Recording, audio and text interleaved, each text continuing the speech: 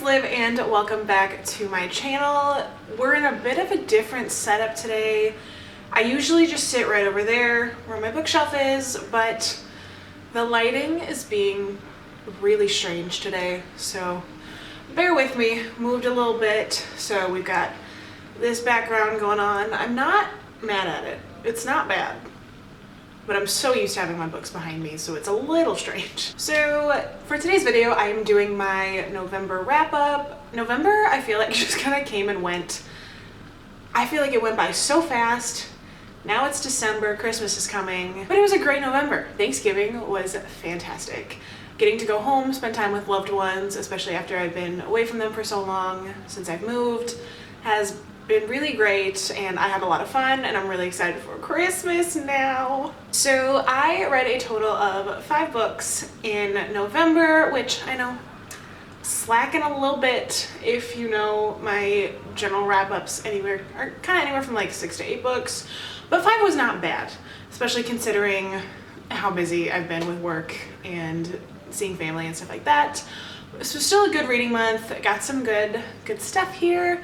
So without further ado, let's get into this video. So the first book that I finished in the month of November was Salt of the Sea by Rita Pettis, and this is a book following the untold tragedy of World War II, which was the sinking of a refugee boat that was apparently 6 times deadlier than the Titanic. This book follows 4 different points of view of these 4 teenagers trying to get onto this boat and escape the horrors in Germany during World War II. This book was heartbreaking, but I really loved it. I want to say I gave it a 5 out of 5 stars because I could not put this book down.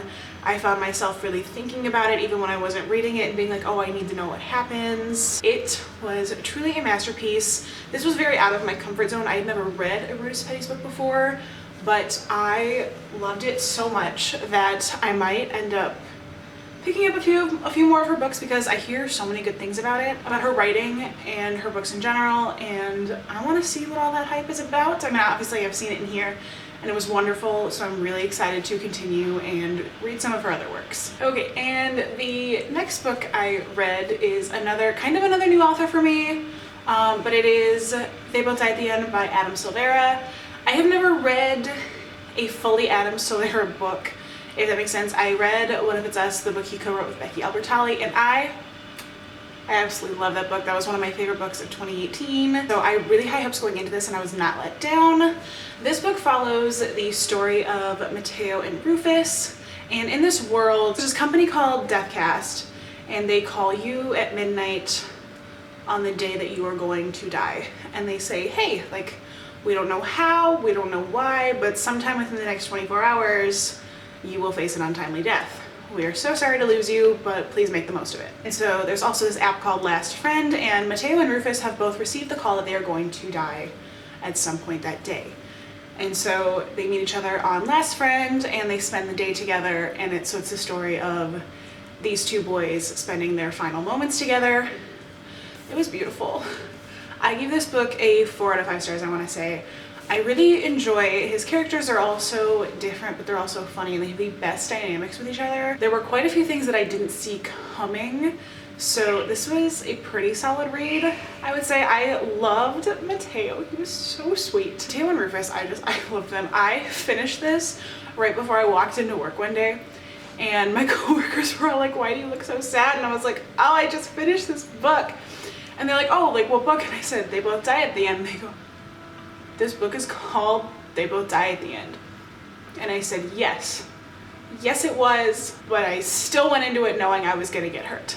I was hurt in the best way, but I'm so happy that I read this. And Adam Silvera is another author that I have been meaning to read through his stuff for the longest time, and I'm so glad that I finally did, because again, I was not disappointed. Next up is a book I'm sure you all knew was going to be in here, and it is Clockwork Princess by Cassandra Clare.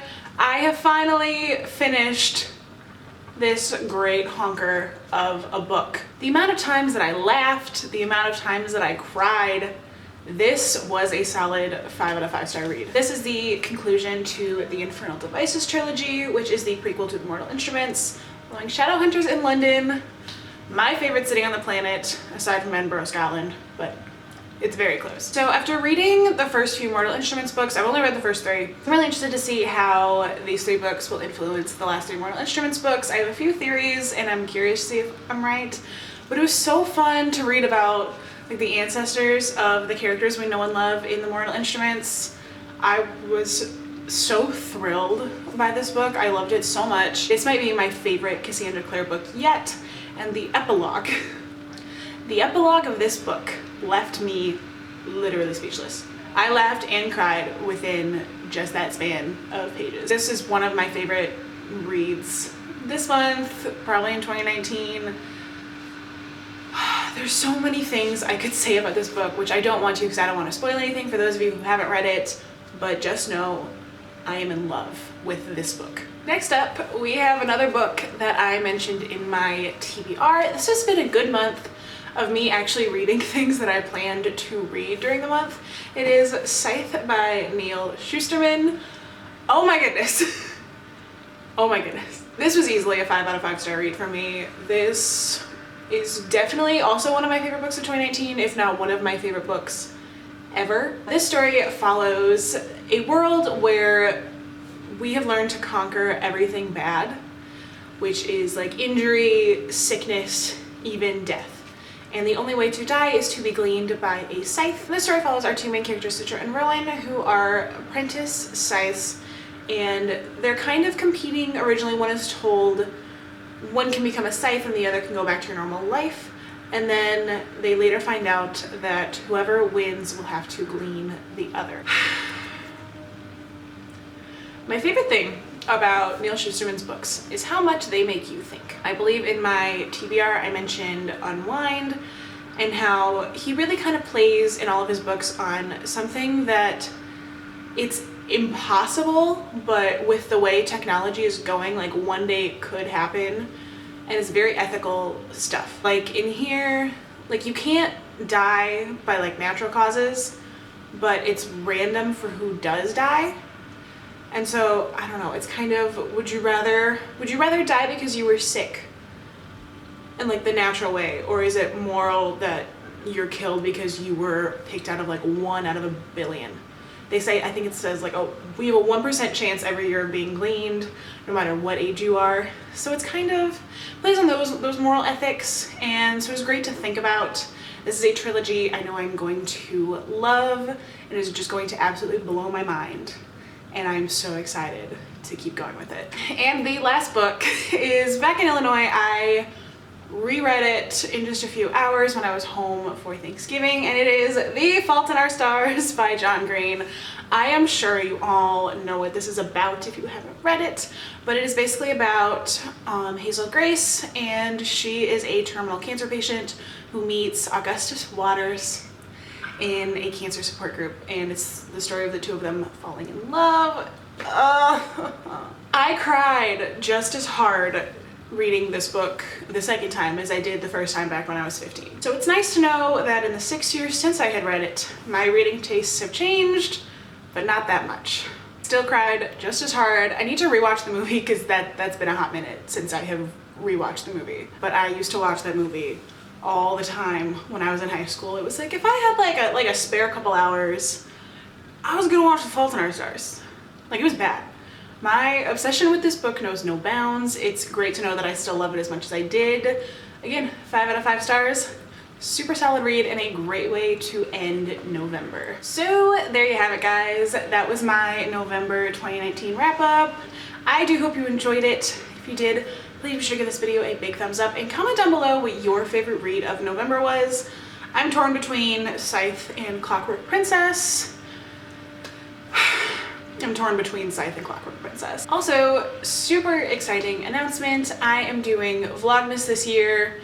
I know this video is going up on like the 5th or 6th of December, so Vlogmas will have already started for most people. However, I am doing the 12 days of Vlogmas in the 12 days leading up to Christmas.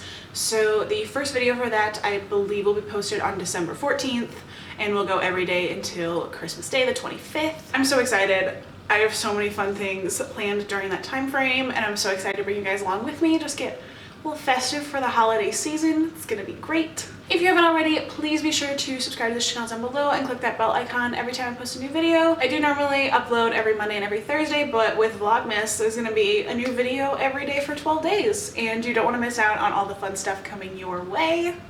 As always, thanks so much for watching, and I hope to see you next time. Bye.